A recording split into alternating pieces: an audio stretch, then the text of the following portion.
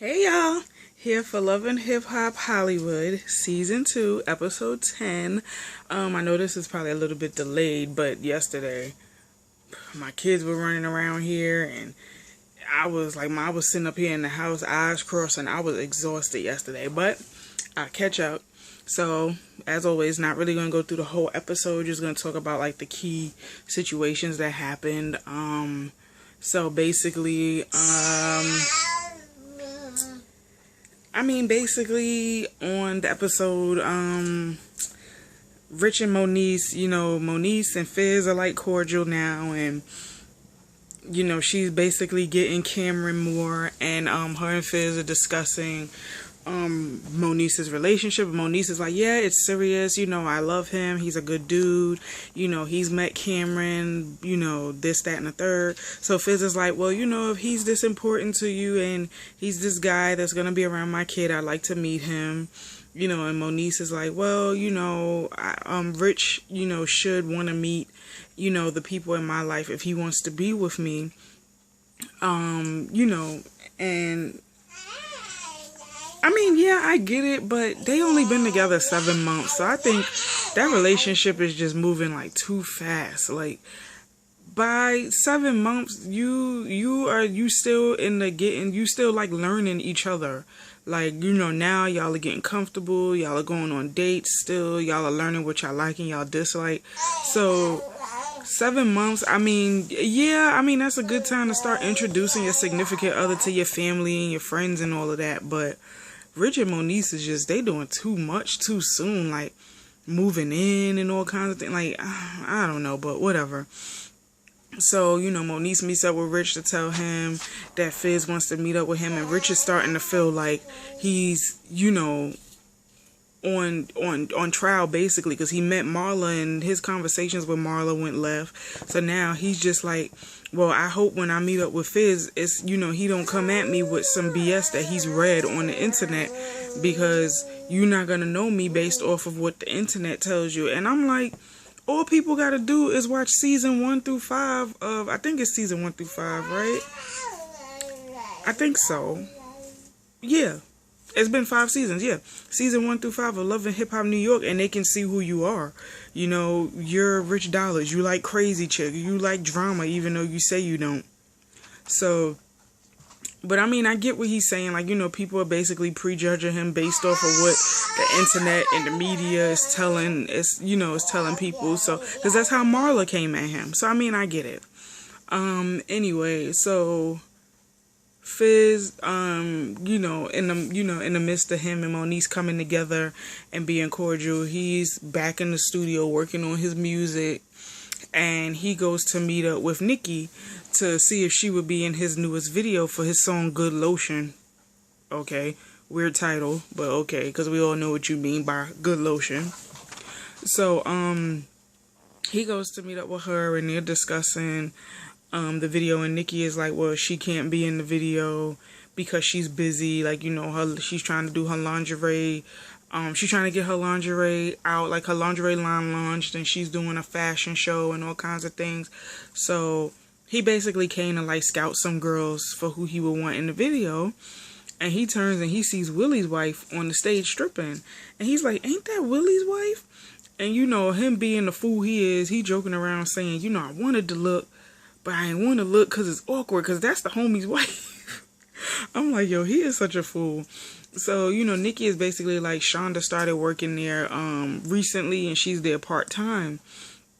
So, as far as Shonda and Willie go, Willie is in the studio recording his music now that he's out of his contract with his old manager. So, when him and Shonda met up with Fizz and Nicki later on, Nicki and Fizz basically spilled the beans that she's working at the strip club. Willie didn't know that, and they didn't know that Willie knew that. So they were all sitting there together. Next thing you know, Fizz and Nicki get up and walk away. Sorry. Fizz and Nicki get up and walk away and leave them there for their problems. I'm like, ooh, y'all messy. Y'all are messy. But I mean, in their defense, they didn't know that she didn't tell him. But Shonda explains that she didn't tell him because he didn't tell her about the contract with Harry and how he didn't get out of it, but he said it wasn't the right time. He said at the time, I wasn't out of my contract with Harry, but I'm out of my contract now. So I, as a husband, would never want you to feel like you have to get on a pole and, you know, provide for us and make money because I'm the man. I'm going to do that for us so that you don't have to, you know. So he reassured her that everything's going to be okay. You know, they kissed and they made up. And I'm like, I love Willie and Shonda for, you know, I mean, I know it's a lot putting your problems out on TV, but they got real life serious problems. Like, it's not like drama that, you know, they just brought on because they're, you know, because they're messy people. It's like real life drama because, you know, it's people all over this planet that's going through, you know, bills piling up on top of each other and job not working out. So I respect Willie and Shonda for, you know, putting their problems out there because it's, you know, like I said in my last review, problems that we can relate to will, you know, that entertain us too because we're all sitting here like, dang, I'm going through the same thing. So how are they getting through it? Maybe I could do what they doing to get through it, you know? So, what happens next? Fizz and Rich meet up and whatnot, and, you know, Fizz basically tells him, you know, you're gonna be in Monique's life. You know, I didn't want to go off of what the internet was telling me about you. I wanted to meet you in person and see for myself. And, you know, Rich is like, you know, I don't really deal with the media and the blogs and what they put out there. You know, if you want to get to know me, you can get to know me. You know, I don't want, you know, your son thinking that I'm his daddy. You know, when he see me around, you know, I'm uncle. I could just be cool with him. I'm not trying to replace him. As far as you go, you know, it is what it is. I love Moniece. Moniece is my girl, blah, blah, blah. So they really had like a good man-to-man talk. But the whole time they were sitting there talking, I'm like, yo, Moniece has a type. Because they both light-skinned and they both curly-haired, you know. So I'm like, she love her little lights. I mean, ain't nothing wrong with that. But I'm just like, Moniece got a type. But anyway, what else? Oh, so Miles and Milan actually met up, and, you know, Miles basically told him, I told Amber, I told my family, I told everybody about us and me coming out and whatnot, and, you know, now we can move forward with our lives. And I mean, the only reason why I'm bringing this up is because, I mean, watching it now, knowing all that we know, like, as far as everything that's going on with Miles, Milan, and Amber, like, now everybody's watching the show, like, the storyline is just so fake. Like, because it's too much. People are, like, spilling the tea online, saying that Miles and Amber are actually cousins. And, you know, he was with other men before Milan. He been came out. Like, it is so many stories coming out saying that their storyline is fake. And like I said before, maybe the storyline is fake, but I mean, the situation is relatable, so whatever at this point. But I mean, it's just odd when you find out stuff before the season wraps and you sitting here like, that was fake. Like, you know, it's like so weird watching it now. Like, even with the whole Ray J and Princess thing.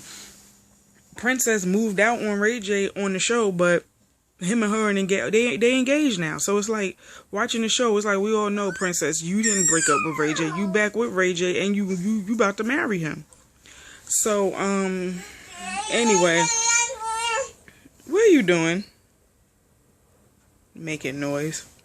So yeah, anyway, Nikki and Hazel meet up with Princess about the fashion show, and you know, Hazel is basically like, you know, this isn't personal, this is business.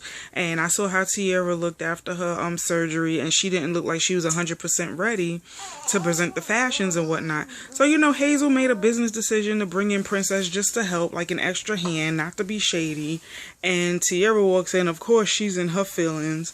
And I mean, Tierra, in my opinion, was selfish because you knew that you and Nikki was going to do this fashion show, and you waited until, you know, it was like a week before the fashion show to decide, hey, I want to get lipo, and that decision came out of nowhere.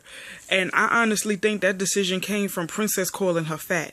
And I'm like, Tierra, in my opinion, I don't think Tierra was fat. She put on a few pounds, yeah, but fat? No, I don't think she was fat. Like, you know, like sloppy, obese fat, you know.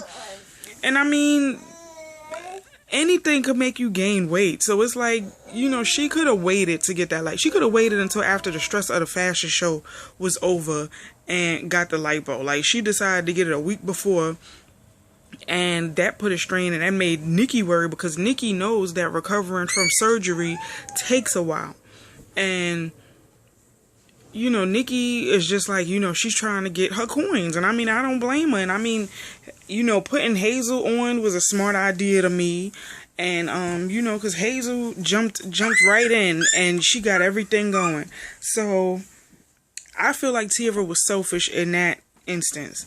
Now, the conversation, because she felt like Hazel was being fake and phony by inviting Princess.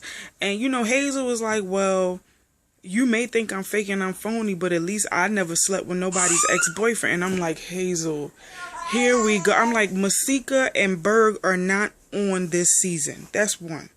Two, Berg was never your boyfriend. He was your friend with benefits.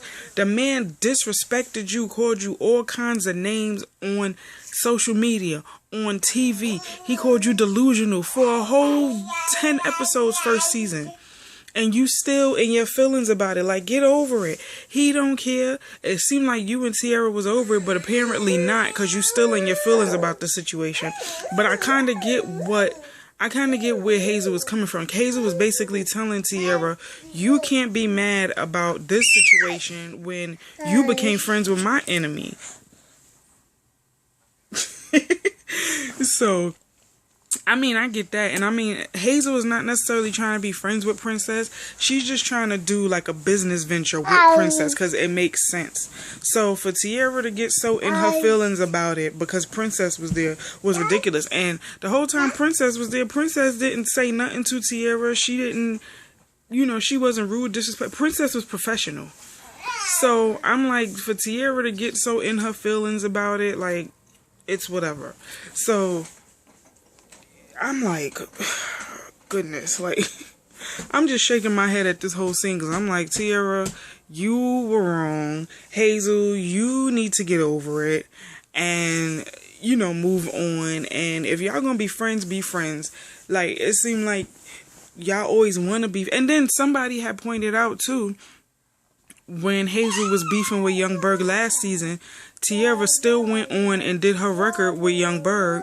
So now that Hazel is basically doing the same thing, Tierra wants to get upset. And I'm like, that's true. You can't, you being a hypocrite.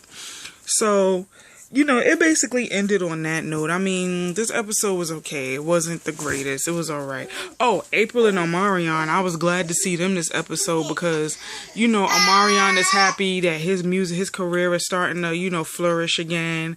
But April is starting to feel like, everything she wants to do as a musician is taking a back seat. So her and Omarion is saying, you know, Omarion is basically saying, you know, get out and practice your art, you know, sharpen up your skills every day, do a vocal warm up, you know, practice, write songs, do whatever. He was like, I'm 100% behind you. I support you in anything you do, but you have to sharpen up. You can't just rest. And I'm like, yeah, that's true, because there's plenty of people out here who've had babies who want to sing, and even when they're pregnant, they're still, look at Beyonce, okay?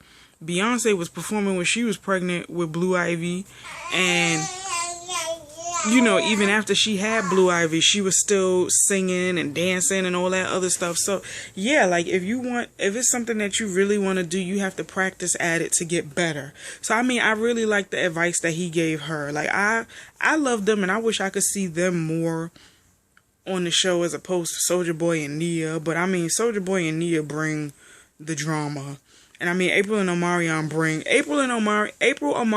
Shonda and Willie bring the real life, you know, and Soulja Boy and Nia bring the ratchet, you know. But I mean, that was basically the episode. I mean, it was okay. Like, comment, subscribe, tell a friend to tell a friend to tell a friend, and I'll see you in the next video, which should be Black Ink Crew Chicago. So see you then. Later.